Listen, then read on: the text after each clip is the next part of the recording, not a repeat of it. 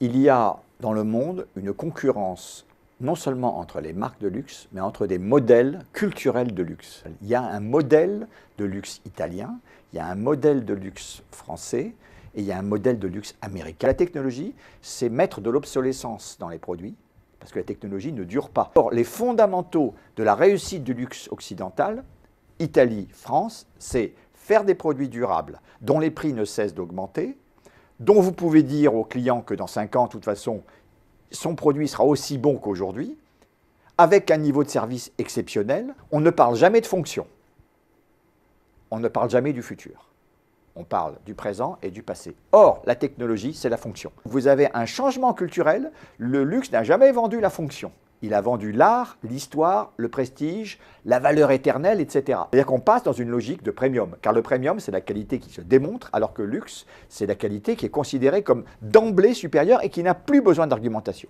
Donc vous voyez qu'on est en train de... Là, ce que j'appelle le challenge, c'est que c'est les challenges des piliers, des fondamentaux de la façon dont les entreprises de luxe européennes ont été managées depuis 50 ans ou 60 ans. Ce n'est pas tellement un challenge au niveau des clients, c'est un challenge au niveau des entreprises elles-mêmes. Comment on fait pour parler de fonction dans un monde qui disait « la fonction, c'est pas nous, la fonction, c'est le premium ». Vous voyez le challenge culturel? Le luxe est là pour segmenter. À quoi sert la distribution? À faire le choix des clients. Parce que tous les clients ne vont pas dans certaines rues, tous les clients n'osent pas rentrer dans les magasins, etc. L'Internet, c'est l'inverse. Le magasin est partout. Deuxièmement, vous êtes habitué au click and buy, comme vous le disiez jusqu'à présent. Or, le luxe, jusqu'à présent, reposait sur un principe qui est un peu celui du désir amoureux. Il faut attendre avant de consommer. Or là, c'est non, il n'y a pas besoin d'attendre. On consomme tout de suite, c'est le soir même, vous voyez. Bon.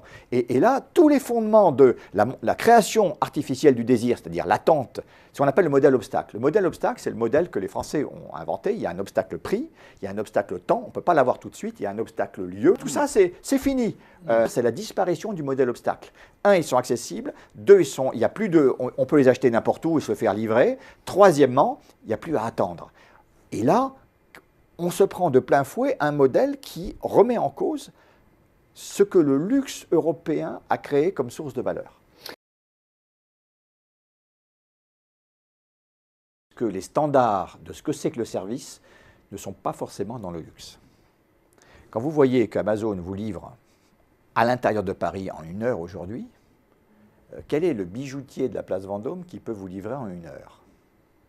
Or, les clients du luxe sont des gens hyper connectés, qui ont l'habitude d'être livrés en 1 heure, qui vont avoir l'habitude de pouvoir... Le service premium d'Amazon devient un standard mondial de l'efficacité et de la personnalisation. Donc, ce que la technologie, en quoi elle est déstabilisante, c'est qu'elle crée des benchmarks qui ne sont plus des benchmarks du secteur, qui sont des benchmarks hors secteur. Voilà. Donc, Vuitton n'aura pas le choix qu'un jour de dire « moi aussi je livre d'une certaine façon en 1 heure ». Les gens vont s'habituer à ces standards-là et ils auront de plus en plus de mal à accepter certains standards historiques du luxe qui tiennent un peu à des modes, à des supply chains un peu datés, si vous voulez. Donc le luxe devra faire aussi son mea culpa d'une certaine façon. Merci Jean-Noël Capferrer. Merci.